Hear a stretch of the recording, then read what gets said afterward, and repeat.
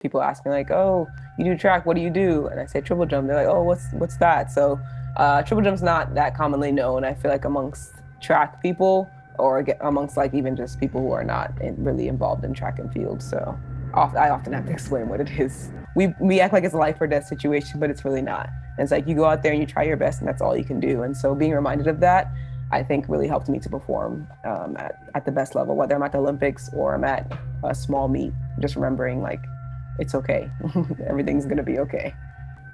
You say no one wants to watch my event, but you don't cover the event and you don't promote the event. So why would anyone know what the triple jump is or who Keturah Orji is? And so I'm Joshua Potts, Mr. Pottsville, always with the brother with the same mother, Aaron Potts, Super Hot Potts, and you're watching and listening to your favorite two black runners every single Two black, two. Yes, sir. Who's there?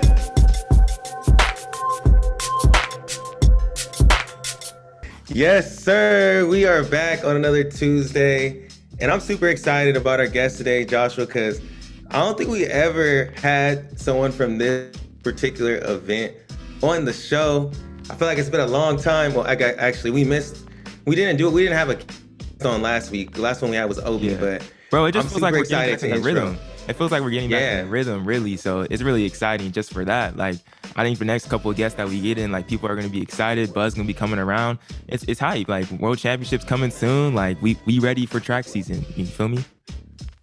Definitely, bro. And the person we have today, you definitely need to know about them if you're going to be watching World Championships, because they may get a medal. They may take home something special. So people really need to recognize, and that's what we do. We introduce y'all to people that y'all might know them, but y'all don't really know them. So I'm happy we have this person to tell their story today.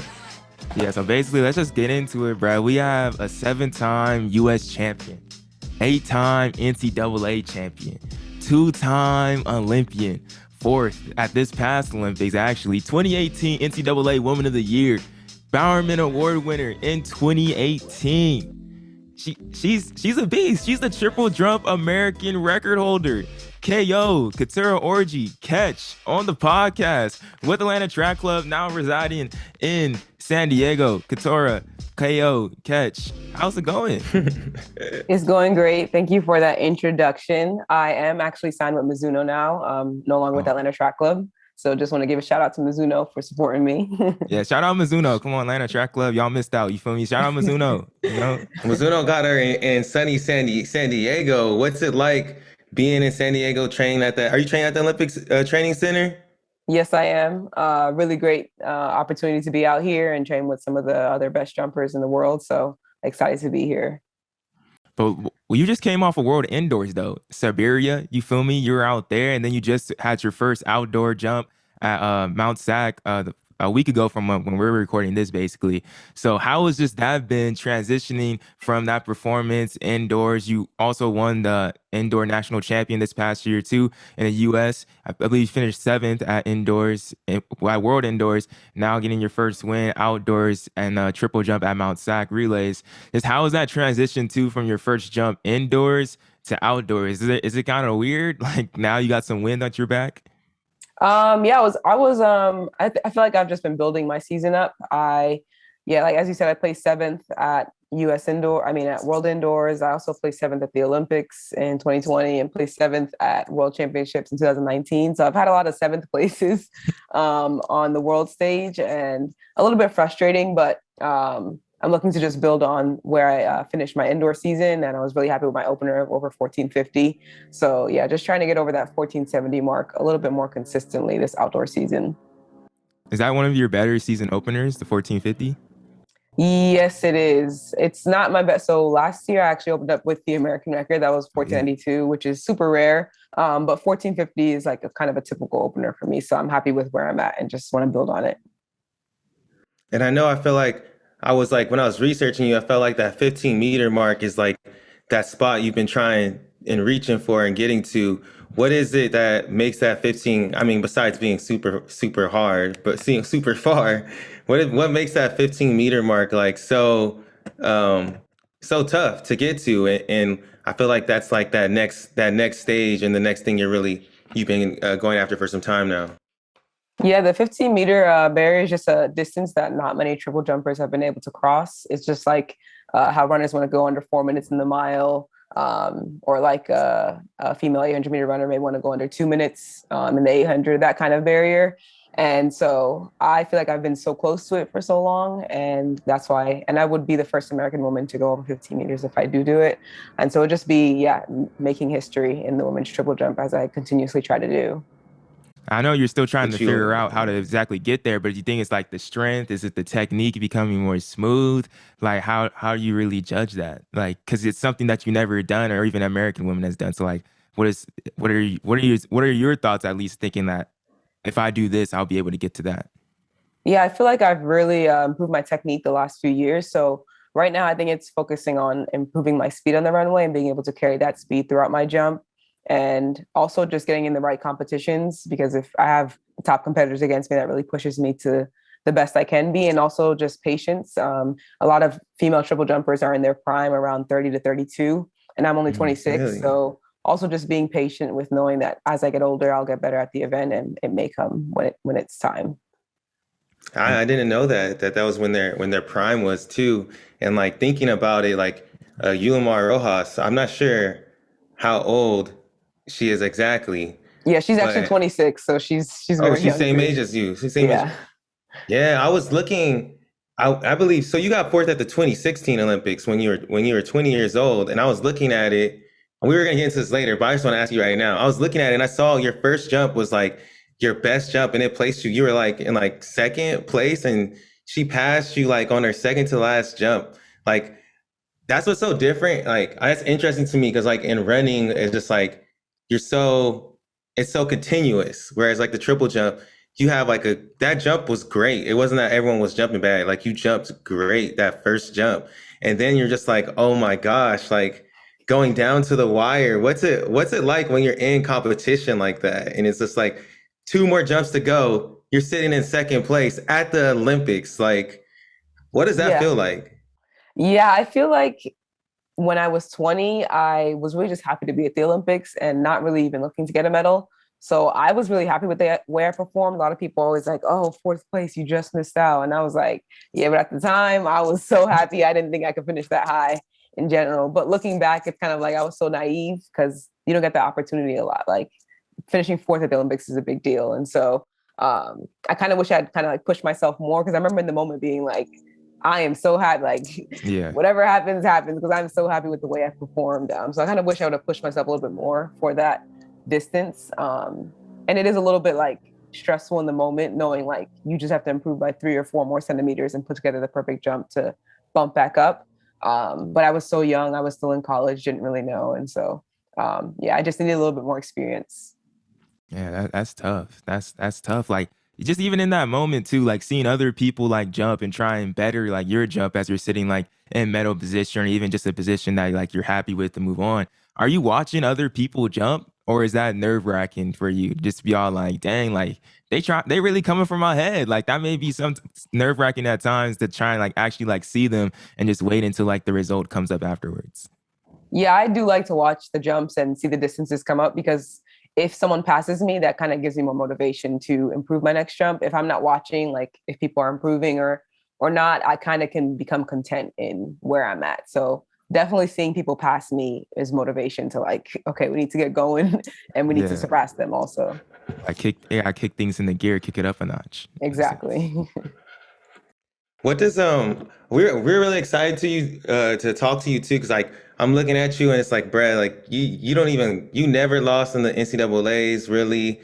In high school, you really like, no pun intended, jumped on to the team, got like second at U18, like done a lot of crazy things, but you don't get that recognition. But I feel like you're creating this brand like hashtag #KOTHECOMP. What does that represent? I'm a guest and say, I mean, something to do with your name, but or just mean knock out the competition too. Is it like a play on words? Like, what is it? What does that represent? Is that like your brand a little bit? Yeah, that's definitely my brand, and you're correct. It's my initials, KO. It stands for knockout. also, not just Keturah Orji. And then, yeah, the comp is the competition. So knock out the competition. It was actually a hashtag my friend came up with in college. And I love this so much. I was like, yeah, this is the vibe. And it's something that people sometimes will scream out while I'm jumping, like, KO the comp, or like people see me walking past and I'll be like, hey, they'll be like, what's up, KO the comp? So kind of become a nickname also. But yeah, I just love that it's my initials. And I feel like it speaks to my personality too, that my initials actually stand for KO. Because yeah, in boxing, we know that as knocking out. And I feel like a lot of times, especially within college and at US meets, I am knocking out the competition. And that's my goal to do in every competition that I go to. Man, I really just feel like just from the beginning of the podcast and then looking through like researching for getting ready for everything, like looking through like your blog and like your website and just seeing like how you're like involved in like financial literacy and like you're like learning Spanish and like all these other things. Like, I feel like you've really like I don't know. I feel like you've put a lot of stuff in place at such a young age, like to help you like kind of keep yourself on the right track in a sense. Like it seems like you're always busy in a way, and that like from the get go, you're all like, I'm gonna try and do like all these other things just in case like track doesn't work out, something doesn't happen. Like I'm gonna be able to like fall back and have these other interests and a whole bunch of different things that kind of like show like your personality in type of way. Like definitely like I was going through your blog a little bit. I was like, dang, this is kind of dope. It's kind of cool. Just like where did that kind of get instilled with you to always did anybody tell you that from the beginning to make sure that you have like all these different type of what's the word hobbies or whatever on the side or was that something that was instilled to you from the beginning, you feel like as you're a kid? Yeah, well, first of all, I appreciate that. Definitely well researched. I think it was instilled not on purpose, but by my parents. So my dad is Nigerian, and to him, he didn't really care about track at all until he found out it could pay for college. And school has always been the number one important thing to him. So it really was like, I don't really care if you won your track meet or if you are winning the state meet.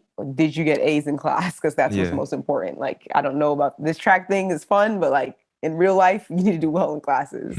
So I feel like with that mindset, it just transferred over to like knowing that, yeah, you can go out to the track and perform well, but how are your grades? What else are you doing? How are you going to make money? There's just so many parts of me, and I know I have so many talents, and I expect myself to be excellent in all of those areas. And so it really just bleeds into all my interests and passions. And I love learning and growing too. So Spanish is a language I've always been interested in. I'm like, why not keep learning?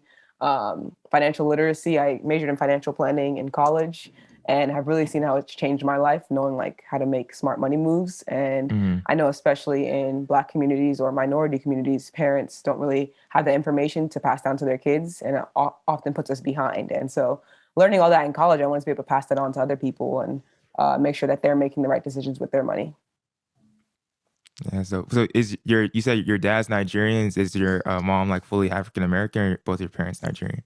Yeah, my mom is Black American. I think her grandparents were from Jamaica and Barbados, but it's very far removed. So yeah, she's just from New York. That's dope. We know that they don't be playing. They don't be playing. You gotta have your stuff right.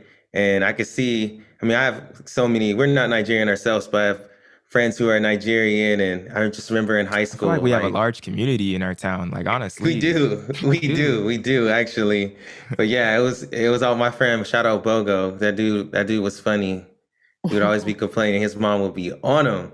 But Yeah. I also seen like when you were younger, you were a gymnast first. Like what drew you to gymnastics as a kid? Why was that like the first sport you ever were really interested in?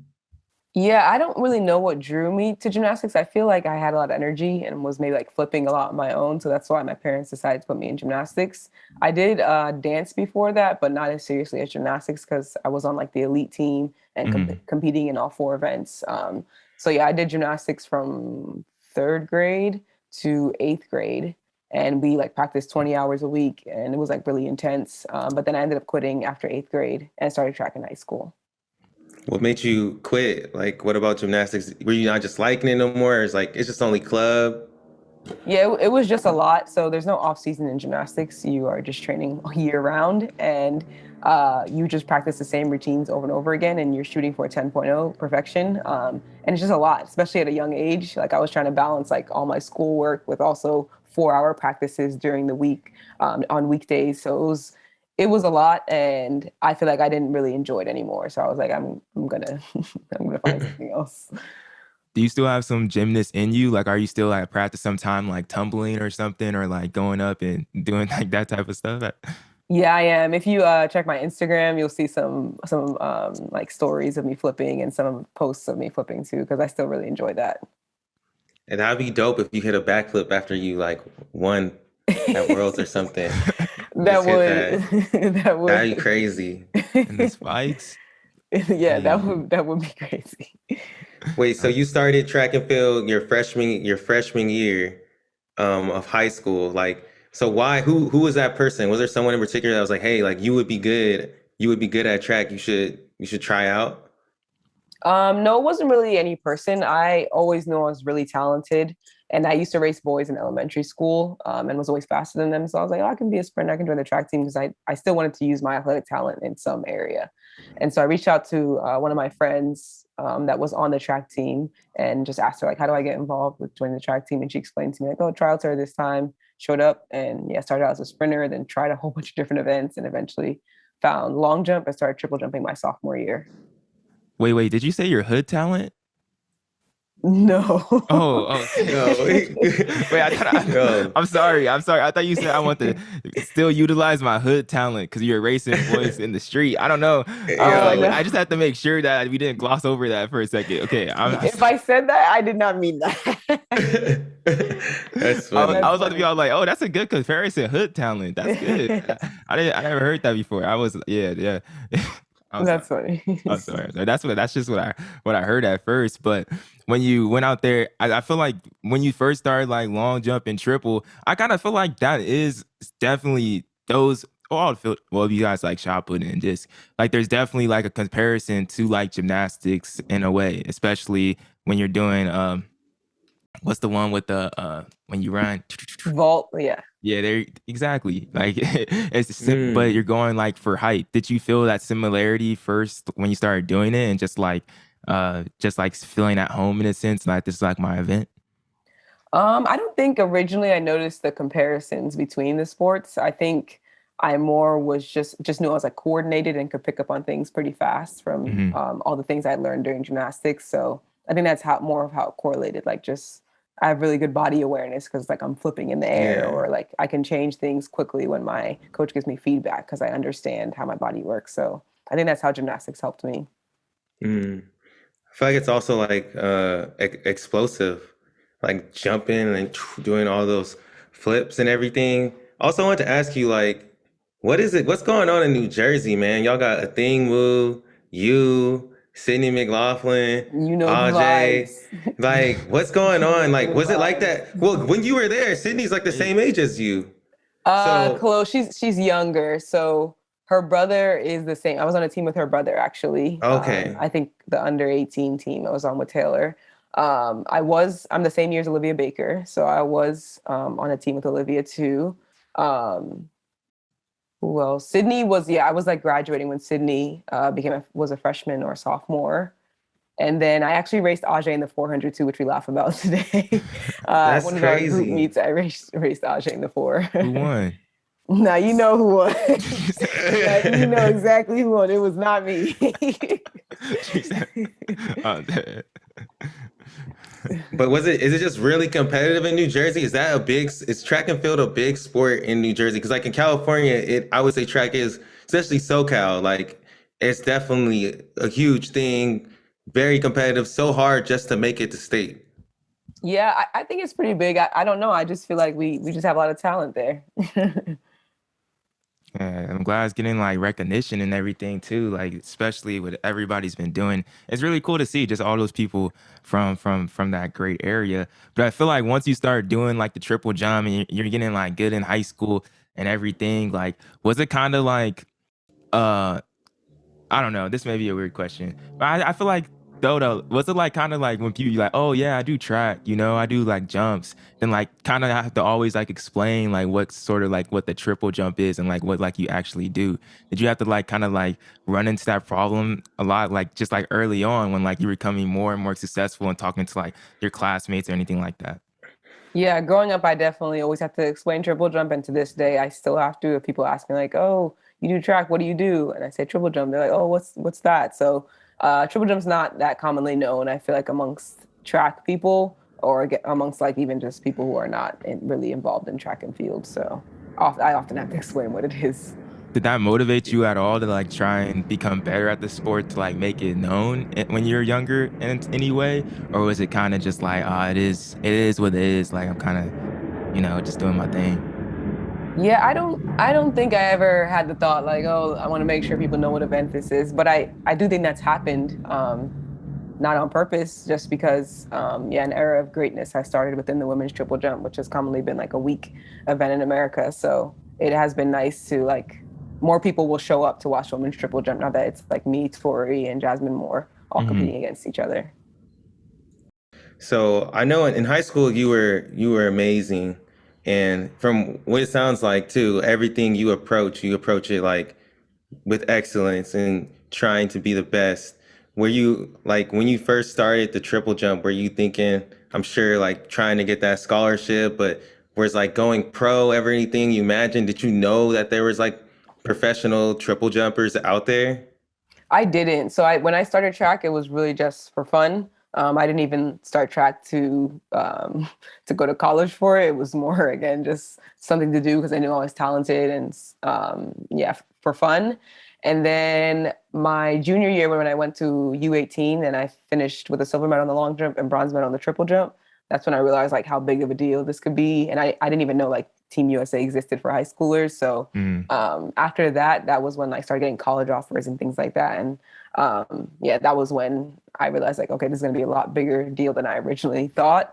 And then even in college, that was when I started thinking about, oh, I can go to the Olympics for this, or I can make money from this. From when before I was just thinking like I can get a scholarship and school paid for with triple jump. So.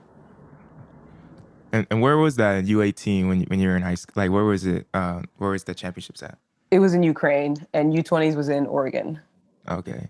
I feel like that would wake up anybody, like Yes. you're like, I'm in Ukraine doing triple jump. Like That's crazy. this is surreal in a sense. Like that was your first, I would assume that was your first time out the country or well to Ukraine, most definitely. Yeah, it was my first time to Ukraine. I had been to Nigeria as a Yeah, young kid before, so yeah.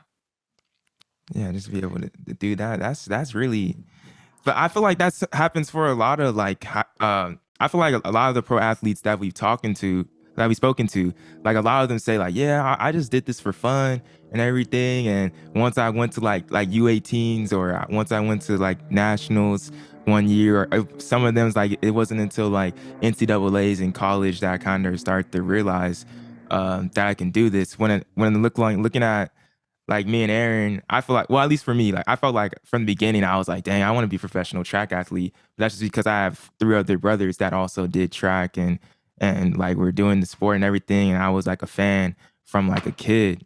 So like, do you feel like that, not having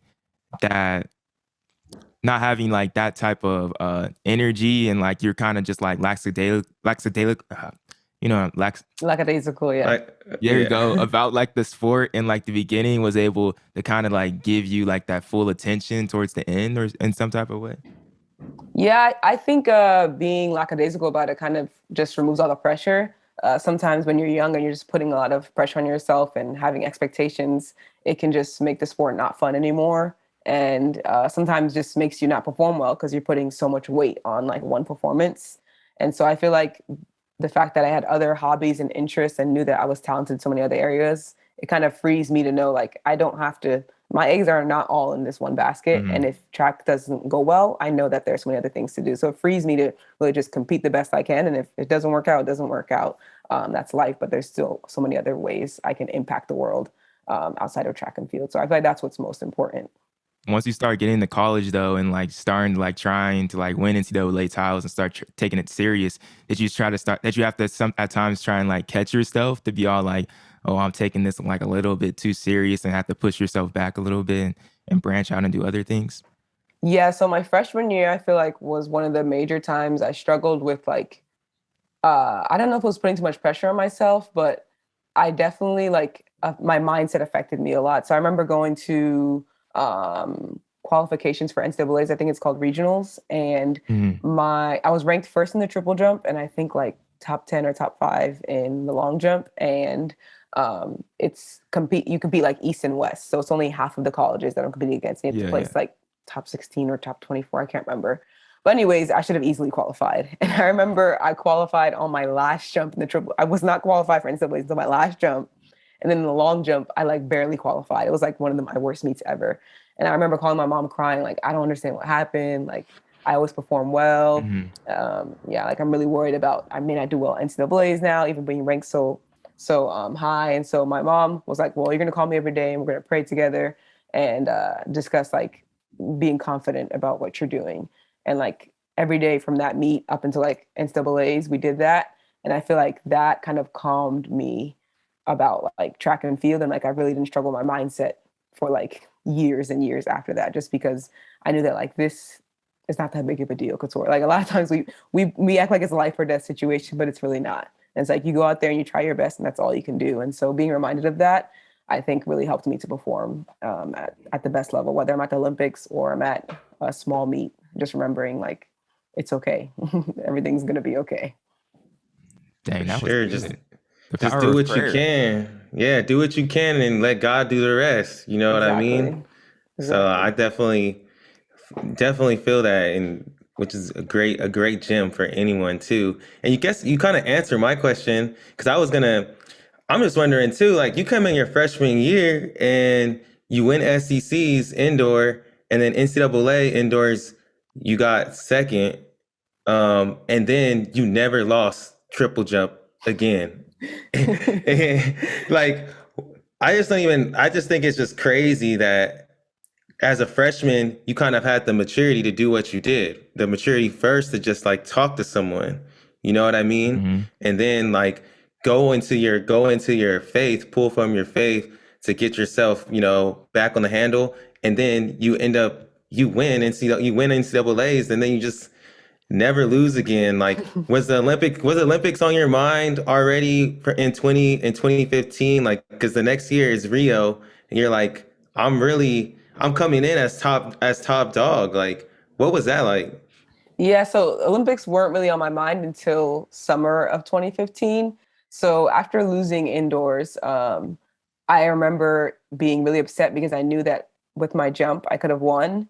And then also I just felt like I didn't compete well. And I also was like extremely stressed out during the meet, like knowing that you can improve your jump, but not doing it, it was just really disappointing. And so I remember that feeling and didn't want to feel that again.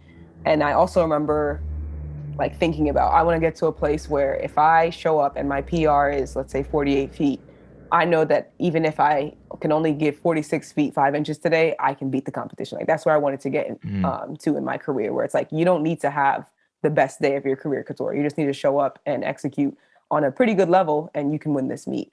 And so that's where I feel like I got into, especially my sophomore year and junior year. And that's when I started creating that consistency of winning.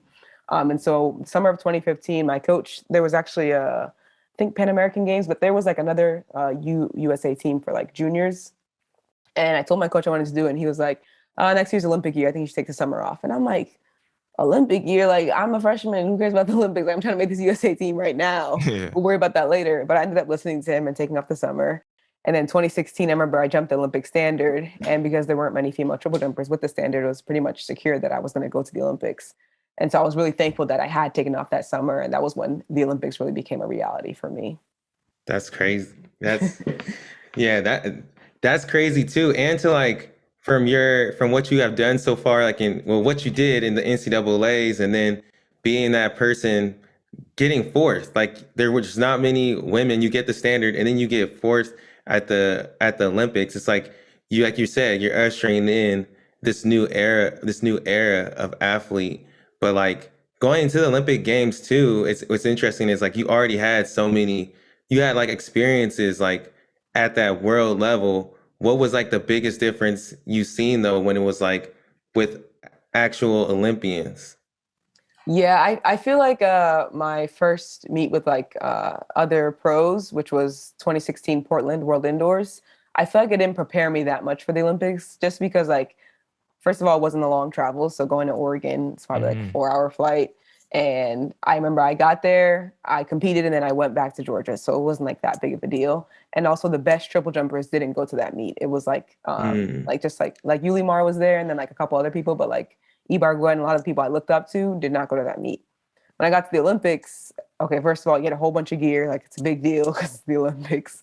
And then you stay at the Olympic Village. You see all of these celebrities. Like I seen Serena Williams there. I saw all the USA gymnasts. So like everything is elevated. And then on top of that, all of my competitors were people I used to watch on TV. And so I remember going to qualification day, like, I don't know if I'm supposed to be here because these people are like 30 and I've been watching you on TV and I'm 20 and qualified and don't really know what I'm doing here. So I remember I was kind of like freaked out and I ended up qualifying last. Like there's 12 people go to the final and I finished 12th. So I made it to the final and then that's when I ended up placing fourth. And I kind of had to remind myself on that final day, like you deserve to be here. You earned a spot and you're just as good as everyone else. So like show up and compete. Yeah, after that time, like being able to go through that experience, like you come back to the NCAA, like after the Olympics in 2016, and go on, you get the Bowerman Award in 2018, and everything like that. And I feel like we kind of seen that a little bit of that similar with like Jasmine Moore this indoor season, and how I was like, she just came back from uh the Olympics and then just killed indoor, jumped like 1452, like number like top five like all time, like with their jump and triple jump. Mm-hmm. Just how was that like experience being able to come back like as an Olympian, like back to the NCAA? Do you just feel like like you own this in a way? Like that's crazy. Yeah, it's definitely a confidence booster and it really puts into perspective the collegiate meets because you know, like if I can go to the Olympics and compete against the best people in the world, I can go to a college meet and compete against the best collegians. And so it really just gives you a confidence booster knowing like I'm prepared for pretty much any competition. And also rest in peace to my collegiate record because that's what Jasmine Moore broke. So yeah, I think the Olympics is the best preparation for any meet. Like it's the highest level of our sport. Going off from that Okay. 2018 year, like you won some amazing awards like Bowerman Woman of the Year and the indoor NCAA championship, like all in the same, like all in that same span, outdoor champion, everything like that. How was it to get like all that recognition, like in your 2018 year, your final year, and kind of like go off on top in a way? Like that's a lot. Yeah, 2018 was definitely a year to remember. Winning the Bowerman, I had been a three-time finalist. I think I was the first female three-time finalist. So it was nice to finally get the win, going back so many times.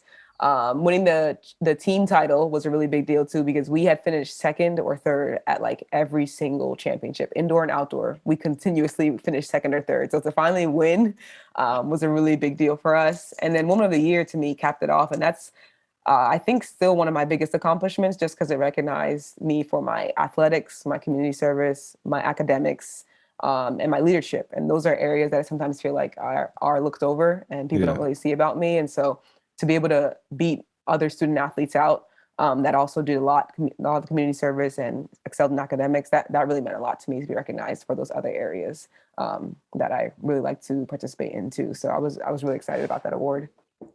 KO the comp for real though. Okay, I feel like you I feel like you are overlooked a lot though. Like just looking, because like you said, you were going to Bowerman. You went to Bowerman 3 times in a row. Now there's no shade to anyone that won over you, but it's like if they would have not gave it to you in 2018, like it'd have been like, bruh, you've been here almost every year of her college career, hasn't lost, and then y'all won indoors that year, and then y'all lost outdoors by 1 point. How is yeah. I don't want to bring that back up, but how is that? Like, that had to be rough. Like it was 50. I just looked it up, 52 to 51. What event did it come down to? So the thing about us is it always comes down to the 4x4, and Georgia never had a 4x4. So all we were doing was Hmm. wishing whoever we needed to lose was losing because we never could do anything about it. We were a very field event heavy team. So like all the field events would be done. They would still be running the finals. and we're just hoping that none of the other teams will catch up to us with their running points. And it always, when I tell you that it always came down to the 4x4, it always came down to 4x4. In 2017, I think we needed USC to win and beat Oregon, and Oregon won the 4x4, so we got second. In 2018, we needed anyone but USC to win, and USC won. And you guys remember that race? That's when Kendall. That's when they caught it. Yes. Yeah. Wait, in the year before, is that when Raven ran down? Yes. Oh my gosh. So it's like, if those amazing moments, which like I love Raven and Kendall Ellis, so they ran great legs. Like obviously their team deserved it, but it's just always heartbreaking because it's like, we just need this, and it'll happen. Dang. Like, second place again. Hey, those are like iconic Hayward moments too that like you'll see at the World Championships. They'll play those back this year at like the World Championships to hype up. So I'm sorry that, well, for all the Georgia Get to relive Bulldogs, that. y'all gotta keep on seeing that for like the next 50 years because they're gonna keep on running those two clips specifically back for Hayward Field. Yeah. They thought that Purdue girl was upset, but no. Yeah, we really thought we had it in the bag. Dang. So after like all these 2018 Bowerman NCAA athlete of the woman of the year, you won the triple in the long jump. You do so many things, and then it's time like to go pro if you wanted to. Like, is that something that you were interested in from the get-go, was going pro, or did you already know like that did you want to just go into financial planning, or like what was your mentality after you had graduated? Yeah, I definitely wanted to go pro, and I thought the transition would be a little bit smoother. As you just named all my accolades, like I thought that would for sure guarantee me like a good contract. But what few people know about track and field is that contracts, especially for field eventers, are not that good. And so it was really frustrating. I signed with my agent, Howie, which by the way, he's a great agent.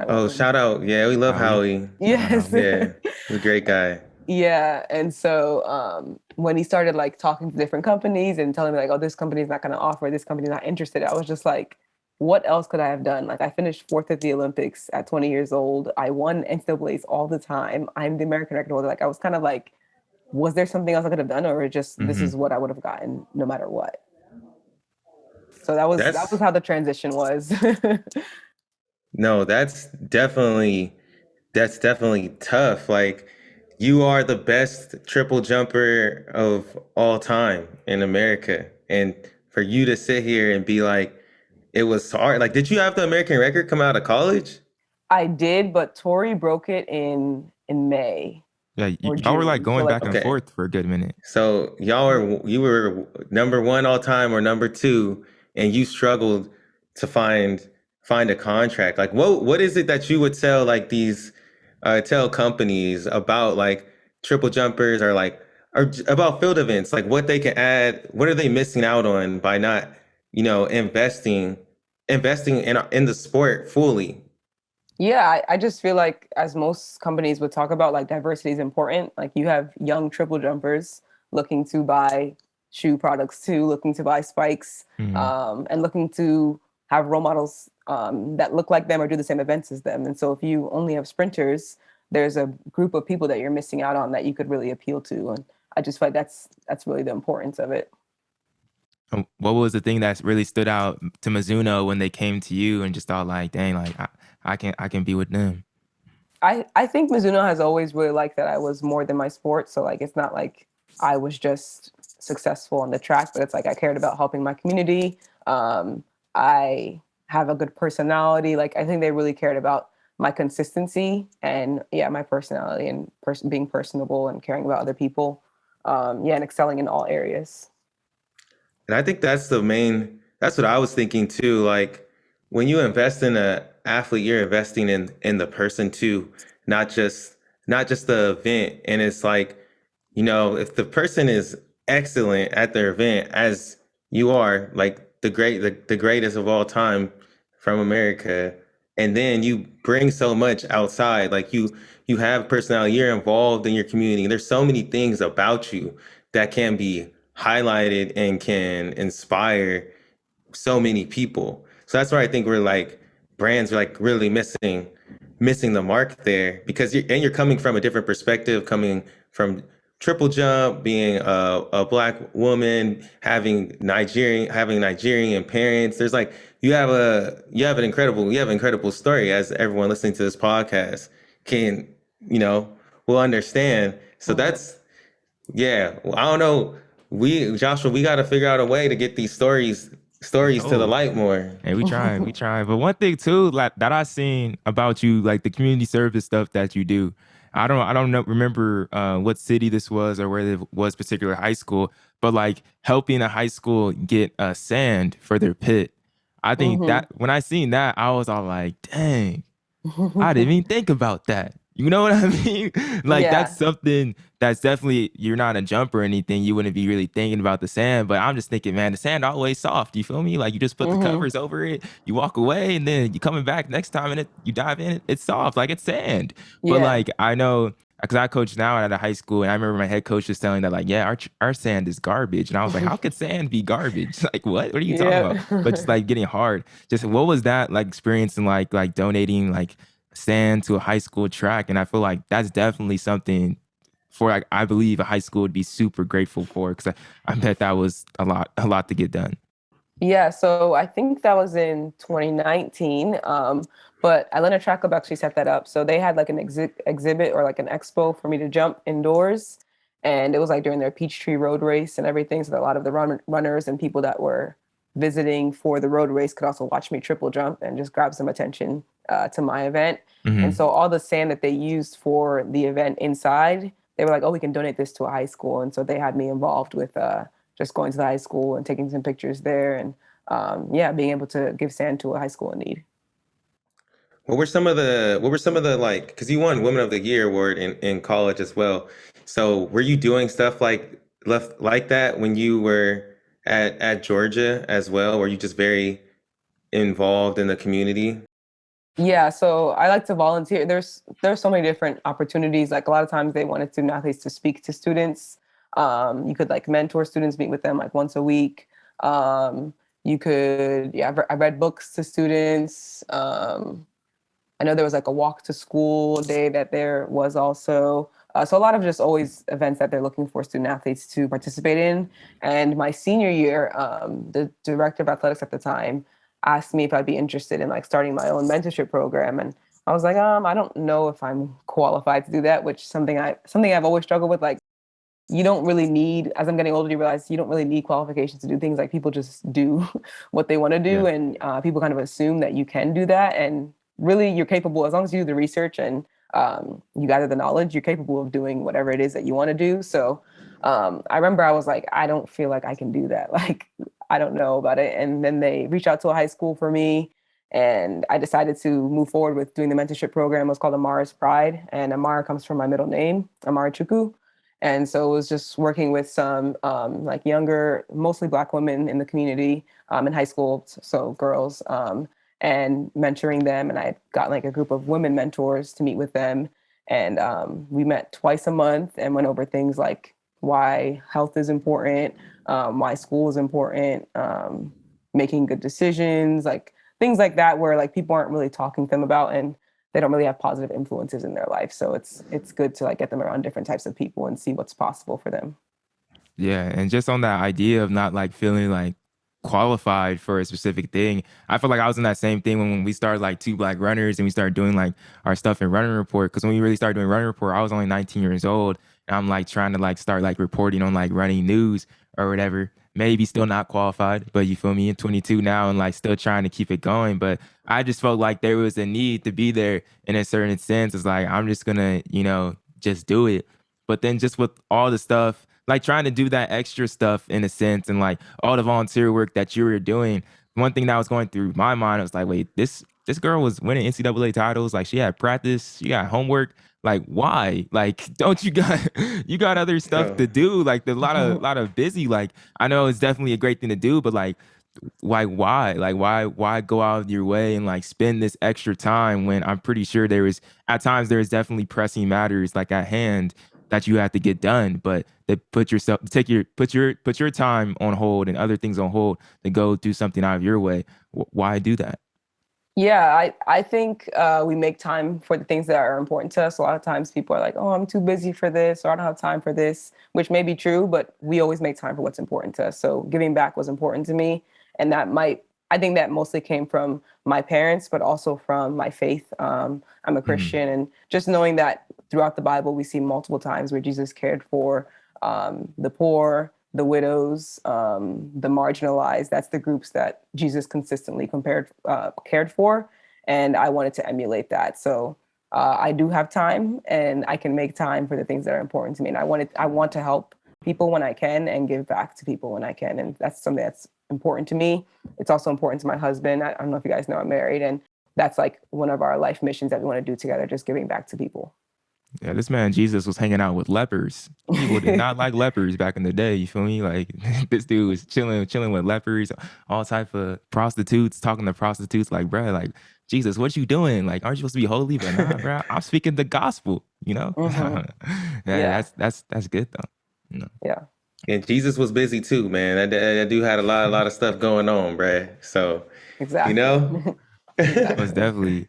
But another thing that I wanted to talk about outside of like just like the track, and we already mentioned this like your blog and everything.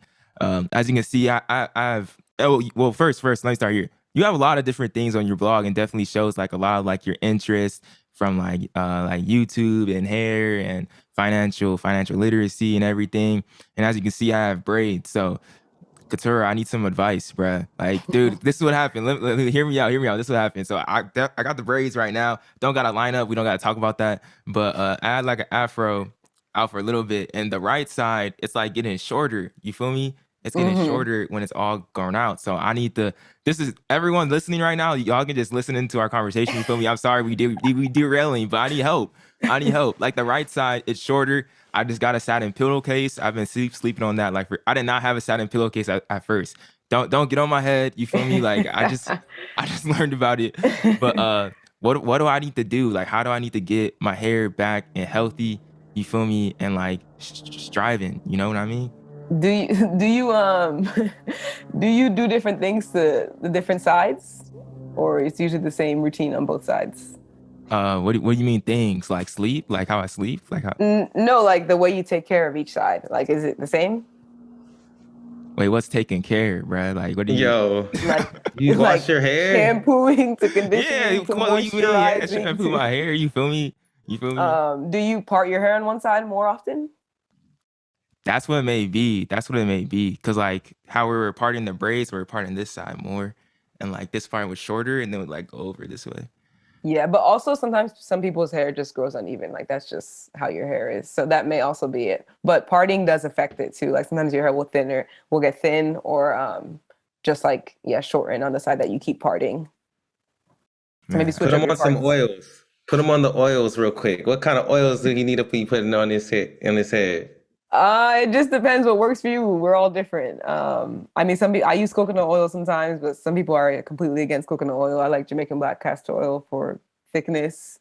I like tea tree oil for the scalp. So yeah, it depends what works for you. But the good thing is I have blogs hey, let on them hair know. so you can check them out. Hey, see, Hey, we call that an alley oop. We call that an alley oop on Two Black Runners. You feel me? Check out Keturah's vlog in the show notes. I gotta get myself right. I gotta get myself right. hey, but back to the track a little bit. You know, we're teaming up with World Champs 22 to get people need to know. People need to know about what's going on this year. We got World Championships in Eugene, Oregon, man. And you know, this is the first time it's in the USA. Big, super big deal. For you who's like won so many championships at Hayward Field, does that bring you some comfort? Like, so is that like a special place? Is that a special place to you at all? It definitely brings some comfort. What's crazy is the stadium looks completely different now. So when I was in there competing for Olympic trials, I didn't even feel like I was in Hayward Field because the way Hmm. they redid the stadium, it's completely different. But it definitely brings some comfort, and you just know the fans are going to be great there. I know that they know me because I was there for NCAAs every year, and I was also there for USAs every year. So it's like you know that they're going to recognize you, they're going to clap for you when you ask for it, and so I appreciate the fans there, and just yeah, really excited to go back there for another competition. And getting back there at World Championships would be amazing to be able to compete at that level. But Oregon 22, when you look at it and competing there, would you say like, are you looking at it as like your comeback, your redemption story, a title defense, or like a journey to a top of the podium that you're really looking for the first time? With any of those categories, what do you feel like really fits you? Yeah, I think the journey to the podium for the first time would definitely categorize me. I've been able to win, as you guys mentioned, U.S. titles and NCAA titles, but I don't have any world medals under my belt, except for I won a silver medal at Pan American Games in the long jump, actually. And so I don't have any triple jump medals under my belt. And so I would really, really like to secure one of those, and it would make it more special if it happened in Eugene. When was the first time you felt a Hayward magic? I guess I would have to say my freshman year when I won my first NCAA title there. That was probably the first time I felt the Hayward magic. So it's real. It's real. I don't know. I don't know if it's real. I just hope it's real for everyone in the US, man. Yeah, for sure. Wait, Keturah, do you be clapping when you clap? I do. It just depends. So not on every jump. Usually if I have a big jump out there already, then I'll start getting the clap going. But like it's all business first and then fun. Hey, who has the best clap though? Like what stadium do you feel like that you've been to or meet that you've been to always like, yeah, they on point. Who got the most rhythm? That's what They it on is. beat. Yeah, that's what I'm saying. I feel like Paris did. So Eugene is really good because everyone will clap, but they also like going fast, really, really fast. Like you start, and next thing you know, they already got the round of applause going. But I feel like Paris was really good, or Monaco, because both of those countries really, really appreciate the triple jump, and so their fans like they know the vibes. That's dope. That's dope. I really like that. And that's the thing. That's the clap is definitely, I feel like, synonymous with every single, just about, even in the shot put, they be clapping sometimes.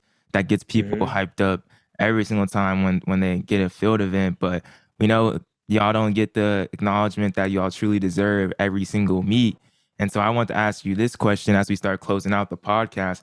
Like, what is one of your biggest stripes, just like with watching track and field and being a fan of track and field? But then I don't want to just be on the negative. Like, what's one of the biggest pros right now and the biggest ups that you also see from watching track and field right now?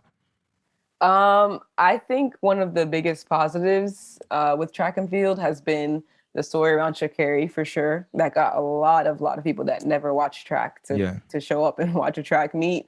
And also just seeing like I've seen like relays go viral on like Reels and Instagram. So like I feel like track videos do go viral more often now, and there's definitely some popularity picking up in some Yeah. areas. Even like with having, I think DK Metcalf raced, a football player raced last year. Devin Allen signed an NFL contract, but is racing. So like getting other people from different sports running, that really just attracts attention to the sport. My biggest stripe, which I think most field eventers will say, is just that they don't cover our event well at all. For example, I was just at Mount SAC Relays. I won the event and I jumped well.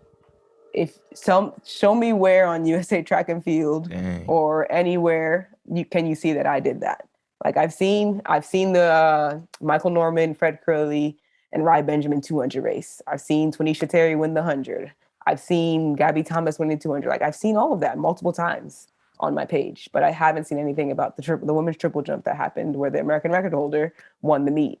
So it's like you say no one wants to watch my event, but you don't cover the event and you don't promote the Hmm. event. So why would anyone know what the triple jump is or who Keturah Orji is? And so that's definitely one of the biggest stripes for me, just not good for the event coverage and not good explanation of it either. Some people don't even know like what's the board, where are they measuring from, Hmm. what's a foul, like some basic things that need to be explained throughout the event.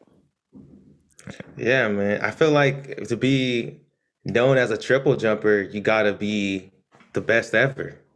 Like that's really that's really where we're at, you know? Because I mean, the only like I'm gonna be honest, the only triple jumpers I really followed before you was like Will Clay And Christian and Taylor. Christian Taylor, and they're constantly like Christian Taylor, you know, come on, this dude gets gold all the time. Then Hmm. Will Clay, he has that silver, but I also just feel like, you know, there's gonna be more favor to them being men as well too. That's another thing. But I feel like people know about triple jump right now because Yumar Rojas is just breaking world records. But if she wasn't, like, how much coverage would we really be even seeing of it? Exactly. Period. So Exactly. do you feel like you have like do you ever have a chip on your shoulder too with being a triple jumper, and having to like constantly prove yourself just to earn sponsorship? Not really. I'm one of those people that's kind of like I'm just gonna let it roll off my back. Like whatever happens, happens. I'm here to make money and to be excellent. Again, you can keep hearing me saying excellent, to be excellent at what I do. If people don't want to recognize me for it, I'm not gonna force it. I know who I am and I know my value, and that's what's most important. I'm not gonna really beg for it or try to go crazy for the attention.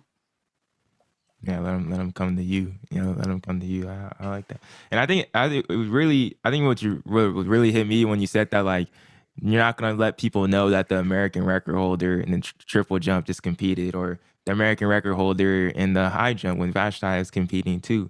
Like that's definitely, yeah, that's not right. But how'd you like Hilmer Lodge Stadium though? It was the new stadium. You feel me? Like being out there. How'd you like experiencing like the new stadium of Mount Sac? Yeah, I loved it. So I also competed there last year when it was new, but there weren't as many fans because of Yeah. COVID. So it was nice to get the full experience and have all the fans out there. And there's more people competing this year. So yeah, just really exciting to be there. And I'm also going to the USATF Distance Classic, which is May. It's like end of Mayish at Hilmer Lodge Stadium. So I'll be back there again, triple jumping. Oh, I actually, since we're kind of derailing right now, I got a question too.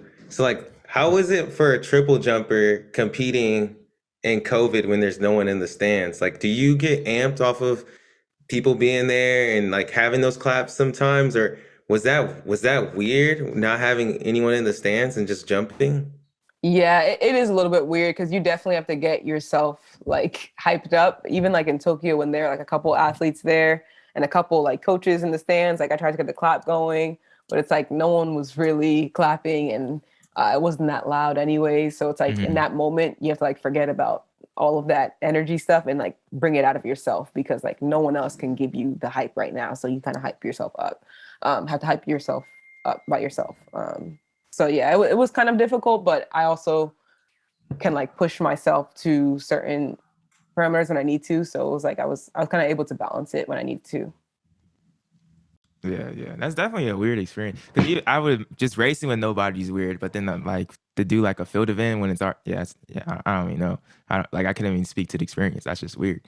But another thing that I feel like was probably weird for you, I was scrolling through your Twitter that you experienced an earthquake like a couple weeks back. Like Yeah. and you just been in California for like almost 3 years now. Just how was that like? How was that experiencing an earthquake? I think that's just kind of really interesting. Like your first time experiencing that. Yeah, it was really weird because there were like two parts to the earthquake. And so the first one, a truck had driven by at the same time. So I was like, oh, the truck is, sometimes the truck is big, it'll just like shake the house a little bit. So I'm like, oh, it's just a truck. And then the truck passed by and things were still shaking. Like I was in bed and things were shaking. And I'm like, is the house falling down right now? Because I feel like it is. And then I texted my roommate and I was like, was that a roommate? I mean, was that a roommate? Was that an earthquake? And he was like, yeah. And I was like, that is so crazy. Because like you could just feel everything shaking. You're like Will Smith in the Fresh Prince of Bel-Air episode when he experienced earthquakes. So, you got his teddy bear in where are they, in the attic or something? Yeah. They're stuck in they got stuck in like the basement or something. Yeah. But I would much rather take an earthquake over any other natural. I don't know about, well, if it's a massive, San Andreas would be crazy. But like a hurricane or a tornado, yeah, give me an earthquake any day, bro. That's true. That is true. Earthquake any day. Yeah. Also, another question that we just like to ask, just as we close out and just have fun with it. What upcoming music are you listening to, and just who are some of your favorite artists? That's a hard question. So many. Upcoming music. I don't know if I have. Oh, I think Kendrick is about to release an album, and I love Kendrick. Yeah. So I'm looking forward to that. Who do I typically listen to? I love Afro beats, so I listen to like Wizkid, T.U. Savage, Burna Boy. I also I don't think that many favorite rappers. I kind of just, if I find a song and I like it, then I go with it. So it's not really based off of who made the music, it's how it sounds. That's what really will resonate with me. I got a question for you too. Like, do you have any athletes? Who are your favorite all-time athletes? Anyone that inspires you that you look to or try to be like? Yeah, if anyone has seen or read one of my interviews before, Serena Williams is my athlete. I love her so much. I love her energy. You can tell that she gives 100% all the time. She expects herself to win all the time. She's received so much backlash and a lot of hate from like news outlets, from referees and things like that. And she just remains true to herself. Like, she's kind of like, I don't care if y'all think I'm too angry, or if y'all think I shouldn't wear this, or whatever comes to her. Like, she really doesn't care. She's going to keep doing her. And and she's going to be great at it too. So I really love Serena. Yeah. Did you get to talk to her when you saw her in Rio? No, she had a whole line for pictures. So I literally just put the phone up and smiled, and then kept it moving. That's tight though. I would love to go see Serena play. Most Me definitely. too. I just want to go to a tennis major one day. That's one of the things I want to check off, like my sports checklist, bucket list. Go to a tennis major. But also another thing, like, we'll have 3 more questions and then we'll get you out of here. And I want to bring this question back, Aaron, because I think Keturah I think this is a great question for you. But we'll just keep it to 3. 3 people, dead or alive, that you could have a dinner with and just like talk it up and chop it up. Like 3 people they can be family, they can be celebrities, they can be friends, but just three people that you would have dinner with and just chop it up, talk about anything. Okay, number 1, Beyonce, which I didn't mention her for music, but I love Beyonce. As I feel like, as y'all can tell now, I love people who do things great all the time. So like Beyonce's performances are great. There is not a better performer out there. And you'll see some singers, like, some people can sing, some people can dance, but they're not going to do both. And they're not going to do both really well. Beyonce does both extremely well. Facts. She is not going to put together a performance in 30 seconds. She's not going to go up there and just have the mic and sing. No way. She's going to have meaning behind it, depth behind it. She's going to practice for hours. Like, yeah, I love Beyonce. So just talking to her about like how she processes things and decides on what she wants to do throughout her career. Yeah, I would love that. The other 2 are kind of hard. I mean, I think I would want to, sit down and talk to Serena, going back to her, just, again, learning about how she processes things. Who else? I don't know if I can think of someone else. I think I'd want to talk to like a business person though, and get their mindset on like how they start businesses and how they've had successful businesses, and things like that. Just because my husband's really interested in creating businesses and like even like helping other minorities, like being able to finance them and help them establish their business too as we get older. And so I'd love to learn more about that too. Like Madam CJ Walker. Maybe that's a little far back. Yeah. I don't know why that came into my head. I think it's because we were talking about the hair. You feel me? I think that's why that came into my head. You feel me? Yeah, maybe someone a little more current and like involved in social media, you know. Like. Hey, she may have some innovative ideas, for social media these days. I don't know. But as we close, that's a good combo though. That's a good combo. You got Serena, Beyonce, throw in like I don't know, Charlemagne, Kevin Hart or something. Somebody. You just put Jay in there. Honestly, just put Hove in there. Yeah, we can. And y'all gonna be creating some. I want to be in there. I need to get on that group chat. They're gonna be making money moves. Yeah. But also, we have 2 questions that we always ask on our podcast when we end out. First one is, sometimes we don't be knowing who we get on the podcast, so we gotta ask you, who should we have next on the podcast? Who do you think would be great to come on to talk to that would fit the mold for a 2 Black Runners podcast? My roommate that had all my Team USA meets since 2016 is Kendall Williams. She's a heptathlete, and she just won her first major medal, a bronze medal at World Indoors in Serbia.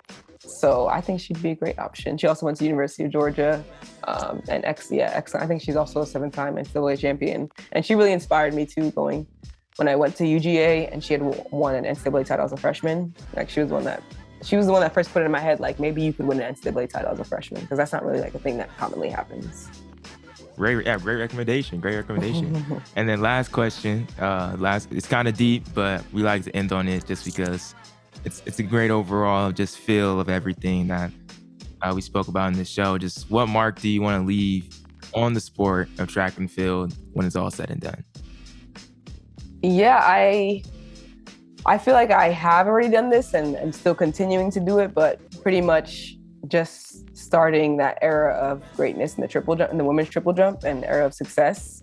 So before I had broken the American record, I think it was like 1440.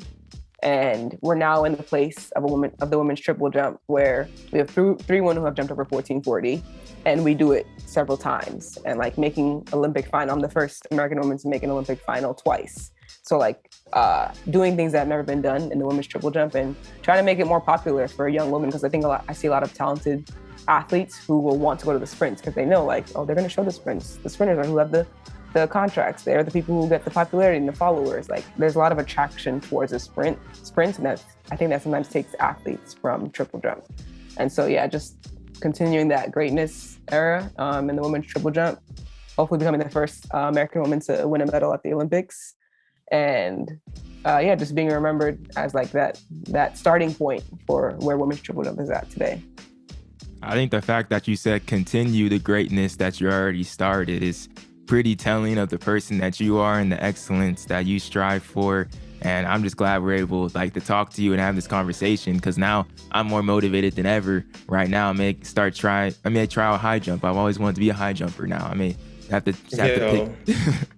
pick track back up. But no, I appreciate the conversation. Like this is a great time. And yeah, Aaron, you got anything else before we get out of here, bro? Thank you, KO, for KOTHECOMP. Thank you for coming on to the show today. Appreciate everyone listening in. And yeah, now y'all know who to follow in triple jump this year. Y'all know who's going to be top dog competing for those medals for us. So make sure y'all tap in to World Championships and to USAAs to watch Keturah knock out the competition like she always does. But yeah, just appreciate you coming on. You deserve all of the flowers because, like you said, you've already have put so much greatness into the triple jump, and you're already transforming triple jump. So I just hope that we can help it to continue to grow and more people know about, triple jumpers. I need to learn more myself. So I appreciate you. Yeah, I really appreciate being on here. I had fun. And if anyone listening wants to follow me, my Instagram is @KTORR1 and my Twitter is @Keturah Orji, KETURAHORJI. Yeah, let them know. Thank you so much. Thank you for everybody listening to this episode of Two Black Runners Podcast. We'll catch y'all next Tuesday. Let's get it.